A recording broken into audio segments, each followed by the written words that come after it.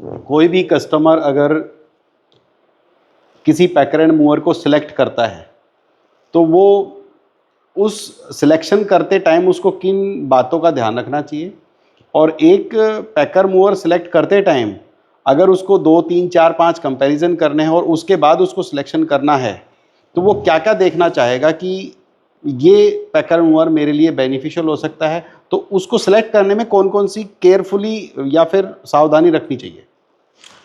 देखिए, प्रैक्टिकली बताता हूँ। जैसे वापस से कोई कस्टमर जा रहा है अहमदाबाद, सबसे पहले तो उसने सर्च किया कहीं पे भी सर्च इंजन में, अगर ज़्यादातर गूगल ही सर्च करते हैं लोग कि भाई कौन बेस्ट है यहाँ पे। अगर रेफरेंस से आया है तो उसको 10 जगह घूमने की जरूरत है नहीं।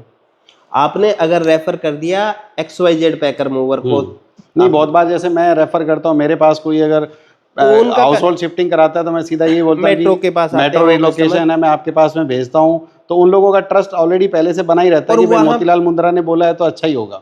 वहां पे क्या होता है, कस्टमर को कहीं पे भी कंपैरिजन करने के लिए कोटेशन लेने की भी जरूरत नहीं है। हम जिस जो काम रेफरेंस या है वहां पे जेन्युइन सर्विस मिलेगा कहीं पे भी, चाहे मेरे नहीं किसी भी आदमी को अगर आप कहीं पे भी रेफर किया है तो उसको वहीं पे काम करवाना चाहिए। दूसरी चीज, अगर मान लो उसने ऑनलाइन सर्च किया तो वहां पे 10 पैकर आ गए, 10 पैकर ने, एक ने रेट दिया 30,000 रुपये, एक ने रेट दिया 20,000 रुपये, एक ने रेट उठ के दे दिया 45,000 रुपये, तो इसमें उनको बीच का एवरेज निकाल लेना चाहिए सबसे पहले तो। अच्छा, मतलब 20,000 से लेके 45,000 के बीच का रेशो निकाल ले भाई। 30,000 गिन लेते हैं एक बार, 30,000 गिन लेते हैं। जो 20,000 वाला है वो जरूर आपके साथ कोई ना कोई कलाकारी करेगा। अच्छा, जो 45,000 वाला है उसने बहुत सारी सर्विसेज हो सकता है उसमें इंक्लूड कर दी हो, तो वो भी आपके काम का नहीं है, क्योंकि सर्विस आपको 4 ही लेनी है, पैकिंग, लोडिंग, अनलोडिंग और ट्रांसपोर्टेशन। तो उसके 20 का रेशियो निकाल लो भैया। 20 का रेशियो आया मेरा 30,000 रुपये। अब जिसने 30,000 रुपये का रेट दिया है उसमें आप कंपेयर करो उसने क्या क्या हिडन चार्ज रखा है, उसकी क्या क्या क्रेडिबिलिटी है, उसके पास क्या क्या अवार्ड है, कहाँ कहाँ वो रजिस्टर है। अगर उसमें से 3 पैकर हैं, 3 पैकर में एक पैकर ऐसा लग रहा है जो सब जगह रजिस्टर्ड है, बैंक में भी उसका करंट अकाउंट है, GST में भी रजिस्टर्ड है, गुमास्ता उद्योग आधार वहां पे भी रजिस्टर है, जो नहीं है उसको वहां से आउट कर दीजिए। मतलब जिसके पास ज़्यादा सर्टिफिकेशन हो उस की सर्विस लेनी चाहिए और उसका रेट भी ठीक हो। तो अगर कल को अगर ऐसा ट्रांसपोर्टर या पैकर एंड मूवर ज़्यादा रेट हायर चार्ज कर रहा है और कस्टमर को वो चीज़ भी देखनी है कि भाई मेरा रेट भी ज़्यादा नहीं लगना चाहिए, तो क्या करें? बिल्कुल, अगर बहुत ज्यादा अंतर आ रहा है, इसमें ज्यादा से ज्यादा क्या होता है ना, कई बार जो कुछ पैकर हैं वो रीयूज पैकिंग मेटेरियल यूज करते हैं, उसका कॉस्टिंग आधा होता है। तो अगर लगता है कि 5-4 हजार रुपए का फर्क है तो देखो, जेन्युइन प्रीमियम सर्विस आप ले रहे हो तो इतना डिफरेंस जो है एक्सेप्टेबल हो जाता है, एक्सेप्टेबल हो जाता है। उसके ऊपर है तो उनको भी बोलिए कि आपका कोटेशन गलत है, मेरे पास इस आदमी का ये कोटेशन है। अब डिस्कस करिए उनसे, कोई प्रॉब्लम नहीं है। सबसे पहला काम, जब आपने इंक्वायरी डाली है तो सर्वे करवाइए घर का। बिना सर्वे करवाए आप अपना सामान किसी को भी मत दीजिए। उसमें 2 फायदा होगा। पहला चीज तो अगर कोई सामान उसने देखा और सामान बढ़ गया तो वो आपकी लायबिलिटी नहीं होगी, फिर जिसने सर्वे करके गया है उसकी होगी। वो अपने हिसाब से दूसरी चीज, उसका चेहरा आपने देख लिया, कल को कोई भी मिस हैपनिंग होती है तो आप पहचान सकते हो, हाँ ये आदमी मेरे घर में आया था। और सबसे जो हम हमारे कस्टमर को एडवाइस करते हैं कि फेक पैकर को कैसे पहचानेंगे, तो जैसे अहमदाबाद जा रहा है, अब यहाँ पे विजिट कर लिया, बहुत अच्छी बात है, करिए। अगर नहीं हुआ है तो आप यहाँ पे आके विजिट करिए। दूसरा, वहां पे जहां जा रहे हो, क्योंकि आपने यहाँ से सामान तो शिफ्ट कर लिया, अब बार बार आप वापिस तो आ नहीं सकते। अब आप जा रहे हो अहमदाबाद, तो अहमदाबाद में उसकी अवेलेबिलिटी, उस वो प्रेजेंट है कि नहीं वो देखिए, और वहां पे आप विजिट करिए। वहां पे आप ऑफिस में जाइए, उनको बोलिए ये मेरे को कोटेशन मिला है और यही कंपनी है। बहुत सारी जगह जैसे हमारे भी ऑफिस नहीं है तो वहां पे हम हमारे एसोसिएट रखते हैं। वहां पे जा रहे कस्टमर बोलेगा इसको पहचानते हो, तो पैकर वाला बोलेगा हाँ जी पहचानता हूँ, पक्का है। अगर कल को कुछ प्रॉब्लम हुआ तो मैं यहाँ पे आके बैठूंगा। ऐसा ना हो जाए कि आप बोल दो नहीं मैं तो उसको पहचानता ही नहीं था, उसने तो एक बार फोन किया था कि भैया कस्टमर आ रहा है तू हैंडल कर लेना। अगर पहचानते हो तो मैं आगे बढ़ूं, नहीं तो मेरे पास बहुत सारे ऑप्शन है। अगर वो हाँ करता है तो आप उससे नेगोशिएट करिए, डील करिए, जो भी कंपैरिजन करना है। अगर इस पैकर ने मना कर दिया, नहीं जी मैं तो उसको जानता नहीं, उसके पास, मेरे पास तो एक बार फोन आया था कि ऐसे ऐसे मेरे को काम तो करवाना है। बेसिकली यही हो गया कि अगर किसी भी पैकर मोर को काम देना है तो पहले उसको बुला के घर पे सर्वे करवा लेना चाहिए, तो ये ठीक रहेगा। लेकिन कई बार बहुत लोग ऐसे जल्दी में होते हैं या ऑफिस टाइमिंग उनका ऐसा सेटअप नहीं बैठ पाता है कि वो चाहे बाहर कहीं ट्रैवल कर रहे हैं या घर पे सामान इतना दिखाना नहीं चाहते या बता देते हैं, और बहुत बार ऐसा होता है कि वो ऑनलाइन से ही बुक करना चाहते हैं।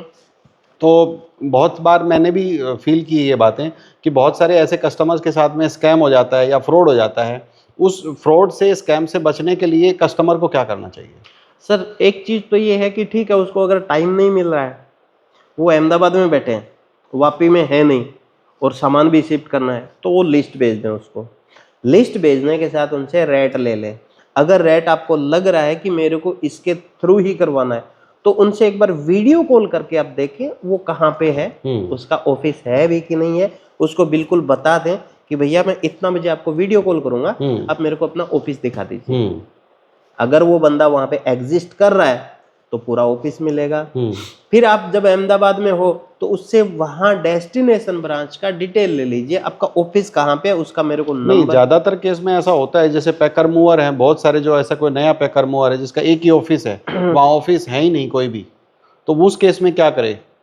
नहीं, अगर उसका वहां पे ऑफिस नहीं है तो उसका एसोसिएट ऑफिस पक्का मिलेगा। ओके, मतलब जितने भी पैकर मूवर हैं ज्यादातर उनका एसोसिएट ऑफिस किसी न किसी के साथ टाई अप्स होता है, वो वहां पर रहेगा। अगर उसका वहां पे एसोसिएट नहीं है या वो डिटेल देने में टाइम लगा रहा है, तो इसका मतलब ये हुआ कि उसका वहां पे कोई भी एसोसिएट नहीं है, कोई भी हेल्प करने वाला ऐसे नहीं है। पैकर मोर के साथ उनको काम नहीं करवाना, बिल्कुल ही नहीं करवाना। उसने पैसा ले लिया आपसे, उसके बाद आप जानो और गाड़ी वाला जानो। नहीं, जनरली ये कोई एक ऑर्डिनरी जो हाउस होल्ड कस्टमर है ना, उसको इतना चीजें पता होता नहीं है कि उसको सामने उसका एसोसिएट देखना है या नहीं देखना है। वो तो आज खाली इतना चाहता है कि मेरा मटेरियल, मेरा घर का सामान यहाँ से लोड हो जाए और मेरे ठिकाने पे पहुँच जाए।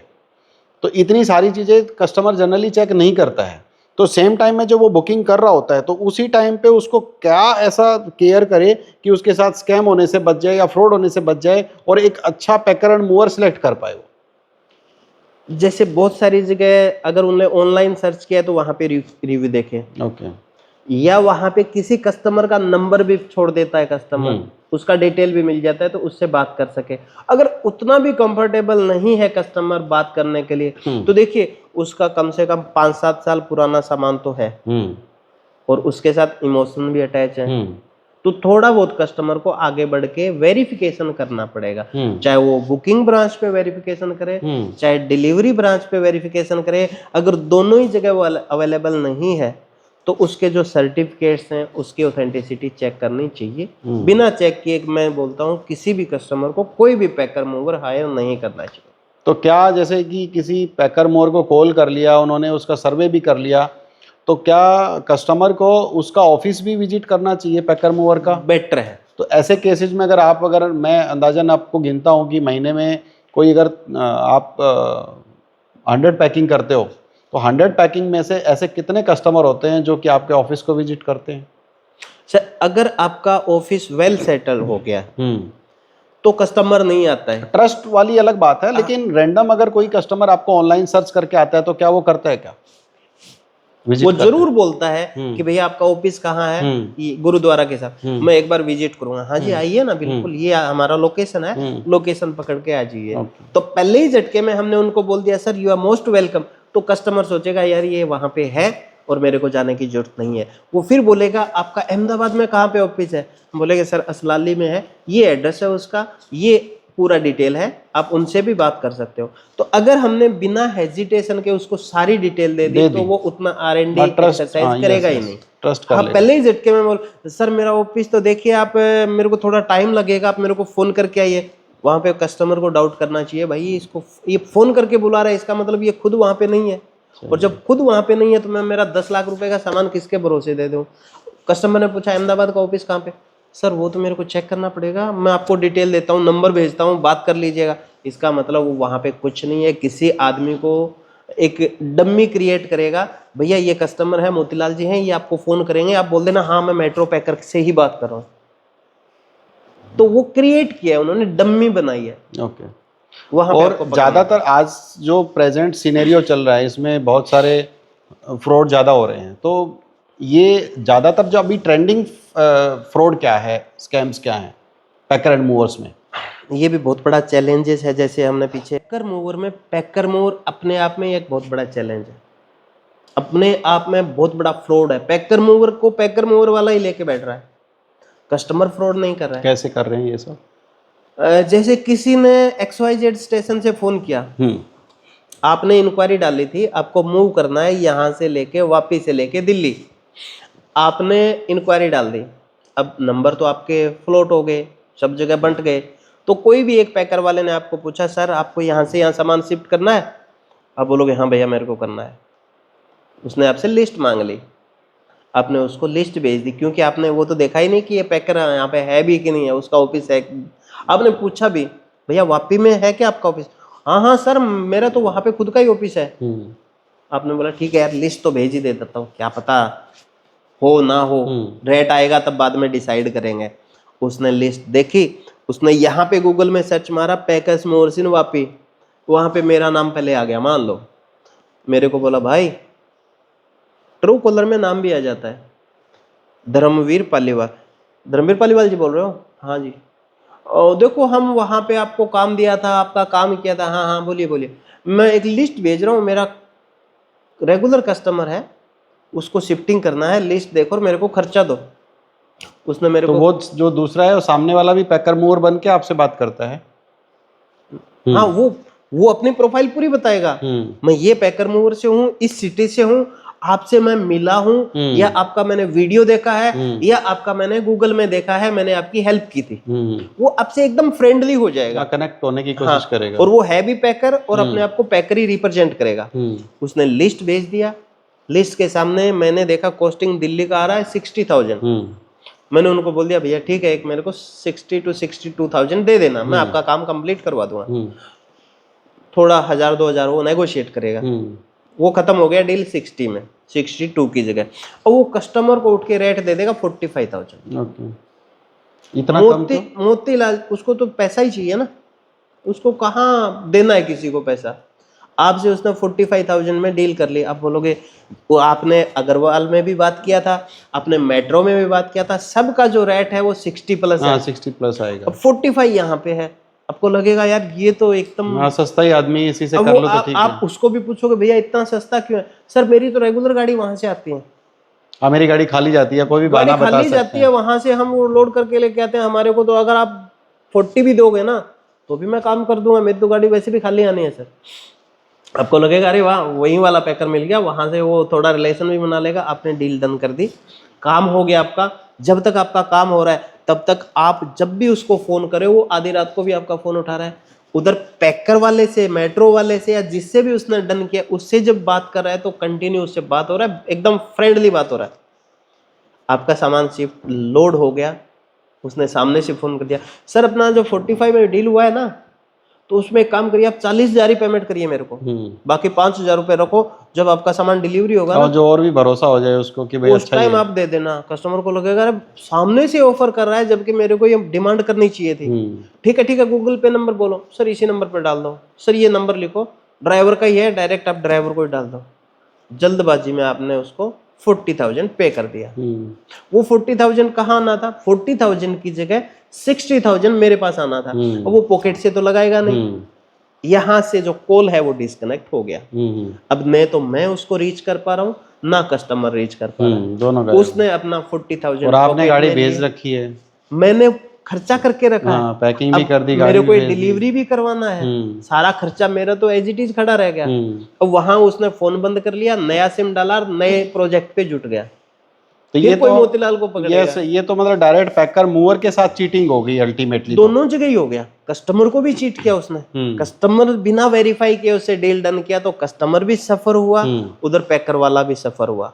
तो इसके लिए पैकर मूवर वाले से ये मैं सजेस्ट करूंगा कि किसी भी थर्ड पार्टी जॉब कर रहे हो, किसी दूसरे पैकर वाले का जॉब कर रहे हो, तो पहले वो नहीं करना चाहिए या तो मेरे ख्याल करो से। आप, कोई दिक्कत नहीं है, आप उससे पूरा डिटेल लो वो है भी कि नहीं लेकिन है। बहुत बार ऐसा फेक चीजें बता के और उसके बाद में वो सामने वाले का भरोसा जीत लेते हैं, और जो जो आदमी फेक काम कर रहा है और जिसको इस तरह की चीजें करनी ही है, स्कैम ही करना है, तो वो उस तरह से करता है, तो उससे बचे कैसे हो? कहीं क्या पे करते भी हैं उसके लिए?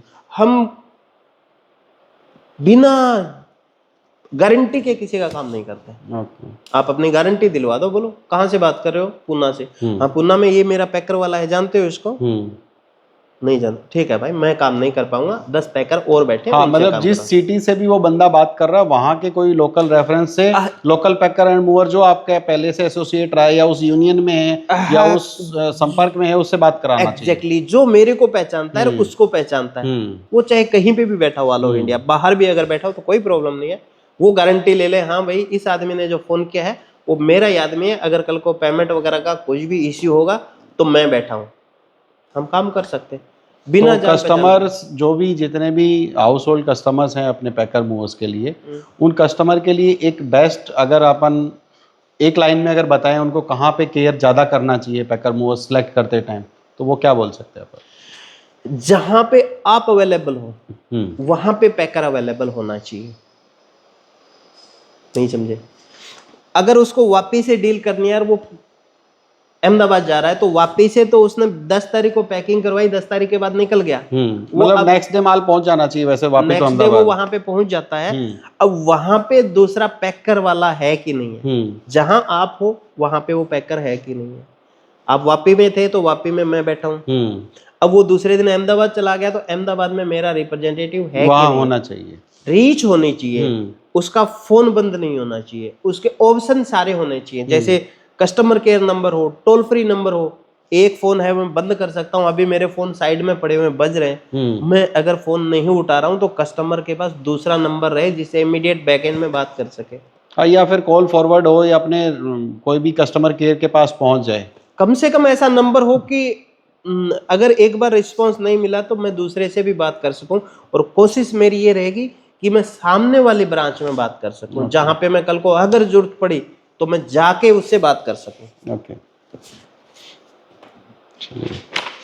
देखिए अभी धर्मवीर पालीवाल जी, अपन ने बहुत सारे डिस्कशन किए कि जिससे कि एक नया बिगनर कैसे पैकर मूवर अच्छा बन सकता है, कैसे जो एग्जिस्टिंग पैकर मूवर अपने बिजनेस को ज़्यादा ग्रो कर सकते हैं, और कैसे ये कस्टमर्स जो इसकी सर्विस यूटिलाइज करते हैं उनके लिए कैसे बेनिफिटेड हो सकता है।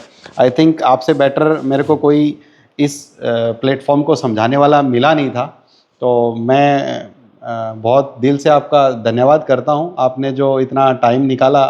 और ये अपना वैसे फर्स्ट पॉडकास्ट है हमारा ये पैकर्स एंड मूवर के लिए और ट्रांसपोर्ट इंडस्ट्री के लिए, और मैं चाहूँगा और ऐसा मतलब फील कर रहा हूँ मैं कि काफ़ी लोगों को बेनिफिटेड भी होगा।